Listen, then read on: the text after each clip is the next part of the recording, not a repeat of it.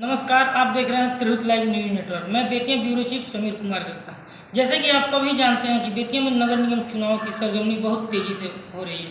इसी संबंध में आज बेतिया के उप मेयर प्रत्याशी धर्मेंद्र कुमार यादव जी से साथ जुड़े हुए हैं। आइए इनसे कुछ बातें करते हैं और इनका राय जानते हैं। नमस्कार सर, मेरे चैनल पर आपका धन्यवाद। अपना पूरा परिचय दीजिए। मैं धर्मेंद्र प्रसाद यादव, उप मेयर प्रत्याशी, बाने छापर का स्थायी निवासी हूँ। सर, जैसे कि यहाँ पे अभी चुनाव की सरगर्मी बहुत तेजी से हो रही है, तो किस किस मुद्दे पर और किस एजेंडे पे आप चुनाव लड़ रहे हैं? देखिए, मेरा प्रथम एजेंडा ये है कि बेतिया शहर बरसात के दिनों में 3-4 महीने के लिए डूब जाता है। इस बाढ़ की समस्या का जो है उसका निदान करने का मेरा प्रथम उद्देश्य है।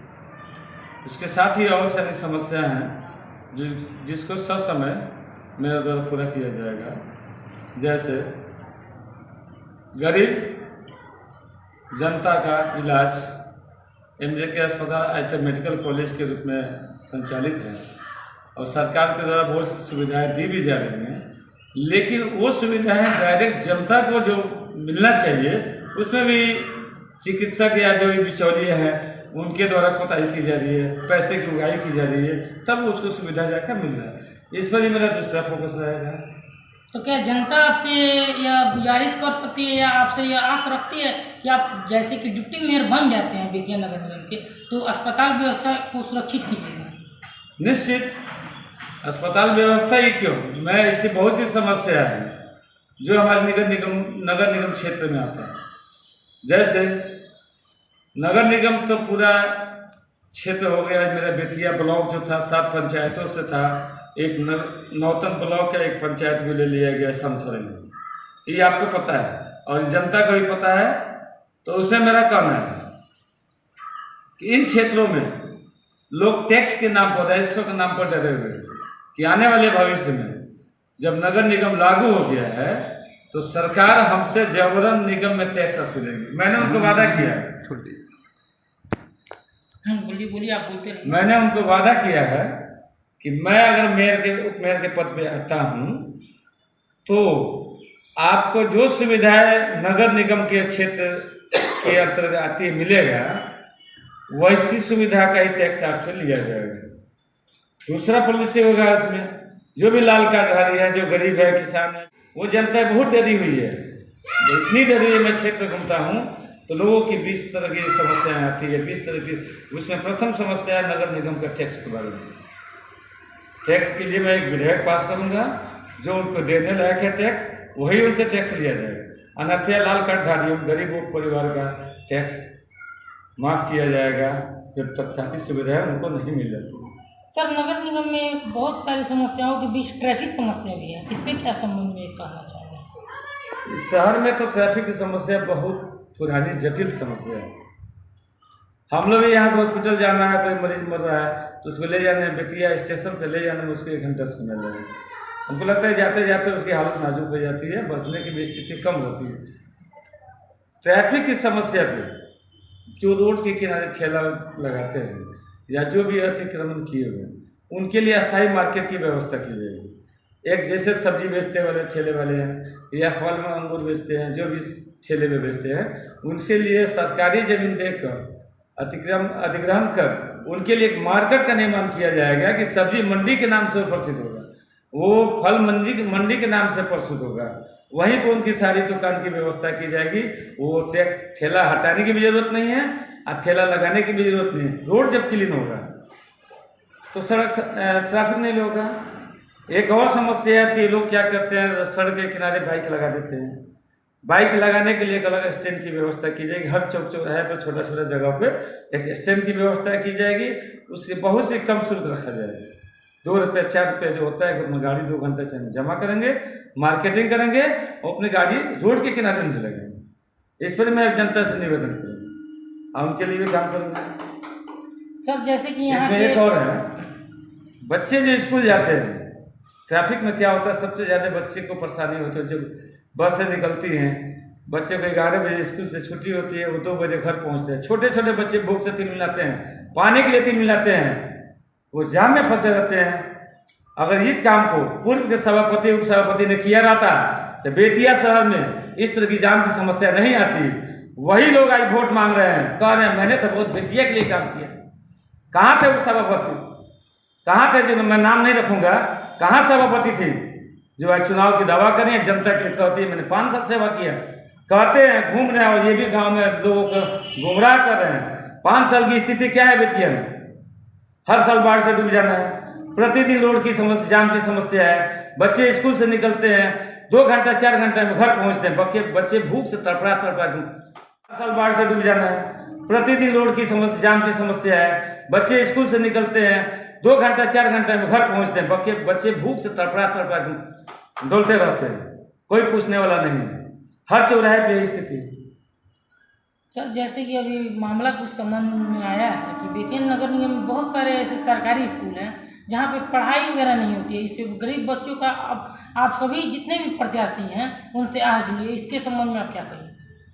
देखा जाए जितने भी प्राइवेट और सरकारी स्कूल तो बहुत है बेतिया, बहुत बड़े बड़े प्राइवेट स्कूल भी चले हैं जहाँ पे 25% बच्चे को, गरीब के बच्चे, लाल कार्डधारी के बच्चे को उसका एडमिशन करना है। इस स्कूल में वैसे बच्चों का एडमिशन लिया गया है, 25% वो दिखा रहे हैं, लेकिन लाल कार्डधारी जो हैं उसमें भी वैसे लोग हैं जो कैपिटलिस्ट हैं, अपने बच्चे को शुल्क दे सकते हैं। लेकिन गरीब के बच्चा जो झोंगी झोपड़ी में रहता है, ओरिजिनल लाल कार्डधारी ओरिजिनल गरीब का बच्चा है, उसका एडमिशन नहीं किया जाता है। प्रिंसिपल के द्वारा उसको टाल दिया जाता है क्योंकि वो पैर भी पाता है। वो लाल कार्डधारी जो मध्यम परिवार से आते हैं, क्लास 1 से आते हैं, उनके पास भी लाल कार्ड है, वो भी हक लेते हैं राशन का, वो भी बच्चे को पढ़ाने के लिए हक लेते हैं। तो स्थिति ऐसी आती है। वो प्रिंसिपल को मैं चेताऊंगा और निवेदन भी करूंगा कि आप उसको वेरिफिकेशन करके उसके घर पे भेज के भौतिक सत्यापन करके उस लाल कार्डधारी बच्चों का एडमिशन करें कि डायरेक्ट ही वो परिवार को लाभ मिले जो वाकई जिसको गरीब है, उसके बच्चे पढ़ने लायक हैं। मैं ऐसे कई बच्चों का फीस अपने जेब से भरता हूँ, विद्यालय नहीं जाते हैं, बढ़िया स्कूल में जाते हैं।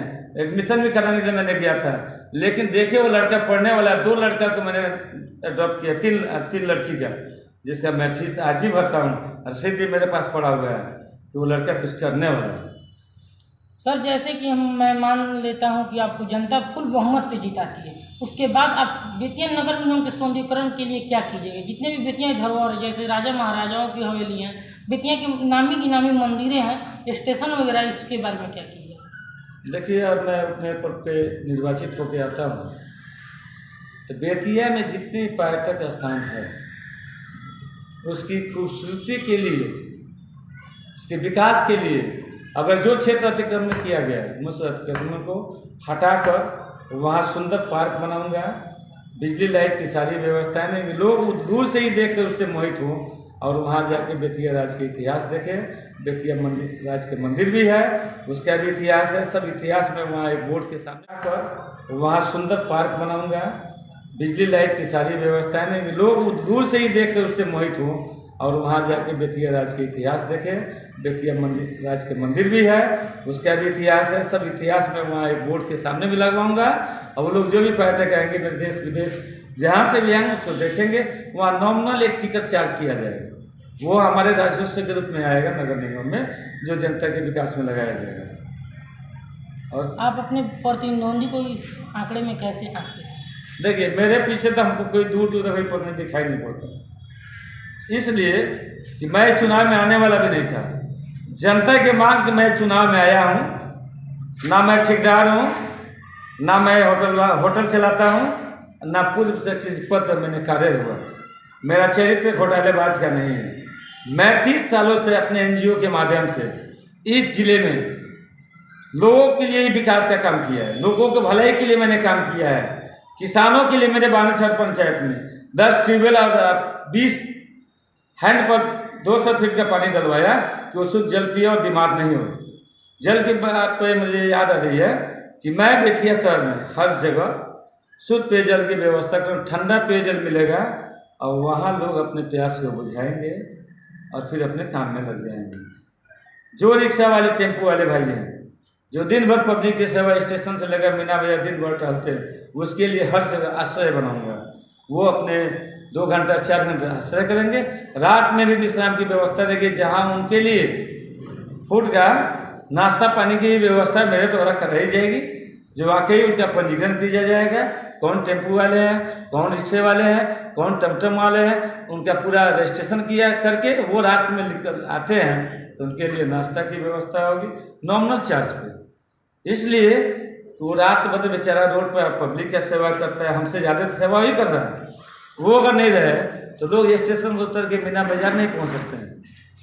तो उसके लिए सबसे पहले मुझे सोचने की बात है वो टेम्पू वाले के बारे में, जो रिक्शा चलाता है, जो दिन भर आपको हमको लेके ढोता है, उसके बारे में कोई समाज में बोलने वाला नहीं होता है। मैं उसके हक के लिए लड़ूंगा। जैसा कि आप देख रहे थे, यहाँ बेतिया से नगर निगम उपमेयर प्रत्याशी धर्मेंद्र यादव जी, इनके साथ कुछ खास बात थी। नमस्कार।